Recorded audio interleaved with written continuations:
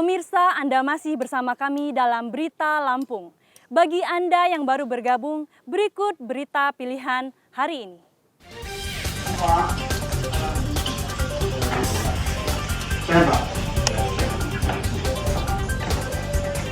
Pria di Pringsewu yang tega menghabili anak tirinya diringkus polisi. Di mana? Oh, di sini. Kita sama suka. Iya. Kamu supirnya di mana?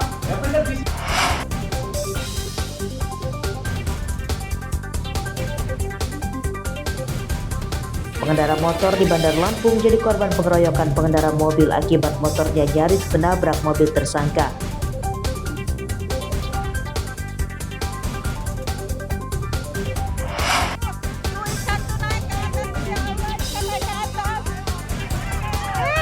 Fenomena ribuan ikan meloncat ke darat di pantai Kota Agung, Tanggamus dan jadi rebutan warga.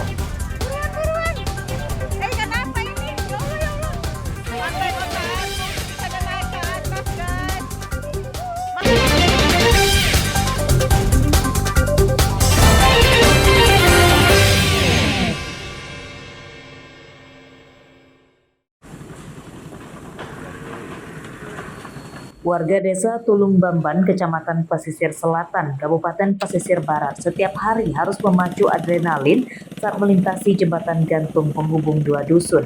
Pasalnya, jembatan gantung ini sudah rusak sejak setahun lalu. Hingga kini belum ada perbaikan dari pemerintah desa atau dari Pemda Pesisir Barat.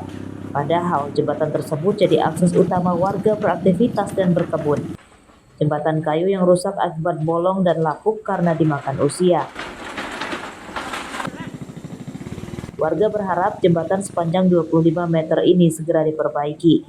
Jika semakin lama dibiarkan, akan semakin rusak dan membahayakan warga. Selama ini anak sekolah sering mengalami jatuh. Jatuh di mana? Di jalan raya apa di jembatan ini, Bang? Jatuh di jembatan. Di jembatan? Iya, sampai patah jembatannya. Jadi waktu itu pas jatuh, korban nggak, Bang? Apa luka-luka apa gimana? Ya, luka-luka, semuanya luka kaki, tangannya. Jatuh di jembatan ini? Di jembatan ini, sama motor-motornya. Iya. Biasanya apa penyebabnya itu, Bang? Ya jembatan itu udah rusak. Udah lapuk ya? Udah lapuk, udah rusak, udah betul-betul rusak.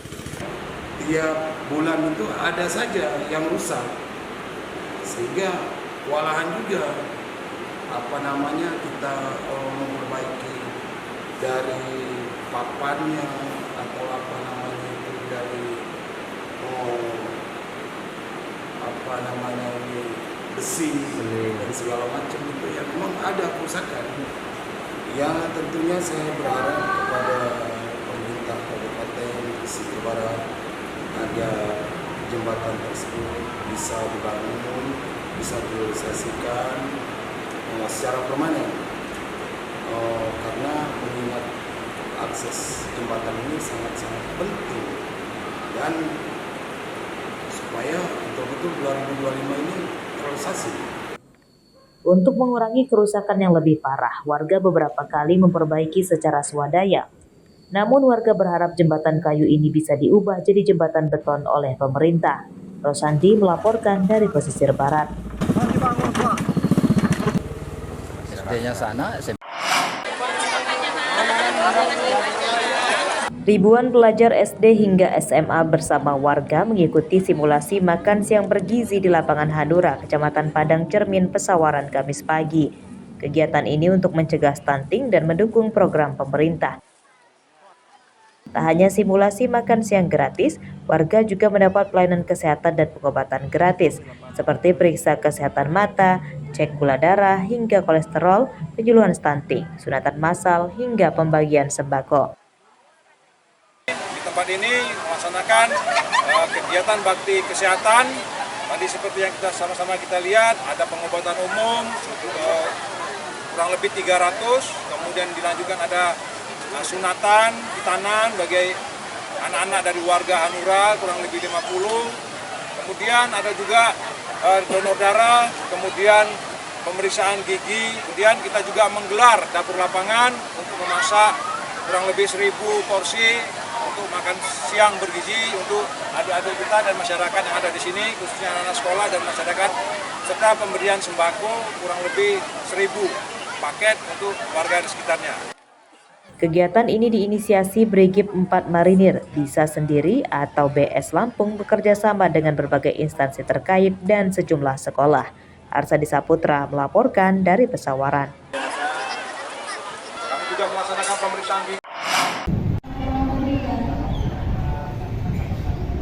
Sejak diluncurkan pada bulan Mei lalu, program Identitas Kependudukan Digital atau IKD di Bandar Lampung baru sekitar 18% warga yang menggunakannya atau sekitar 144.000 warga.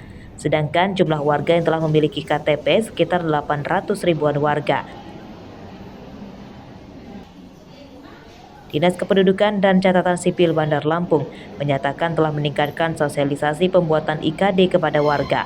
Sosialisasi digelar mulai dari kantor Disduk Capil yang sedang mengurus berkas kependudukan, perguruan tinggi hingga ke puskesmas dan rumah sakit.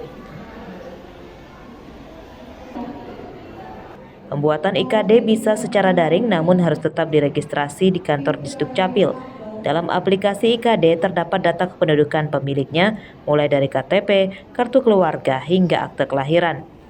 Dengan memiliki IKD di ponsel berbasis internet atau Android, maka warga tidak perlu lagi membawa fisik berkas kartu kependudukannya saat akan diperlukan. Ada sejumlah 144.473 warga Kota Bandar Lampung.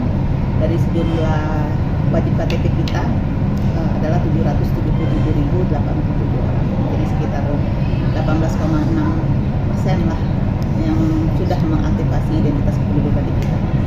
Upaya kita Bu agar capaian IKD meningkat seperti apa ya Bu? Kita sosialisasi kepada masyarakat, baik masyarakat yang hadir ke Disduk Capil untuk pengurusan dokumen, kita sarankan atau agak mewajibkan mereka untuk mempunyai IKD. Install dulu aplikasi IKD, selesai aktivasi baru bisa memproses dokumen. Kemudian juga kita bekerja sama dengan beberapa lembaga seperti sekolah, universitas, rumah sakit, dan lain sebagainya dengan kecamatan dan kelurahan juga dengan lembaga-lembaga supaya membantu kita untuk sosialisasi tentang IKD.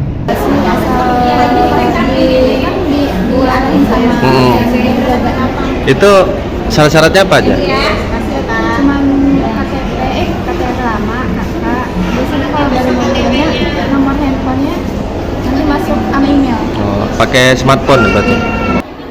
IKD adalah dokumen kependudukan yang memuat kartu tanda penduduk elektronik dalam bentuk digital.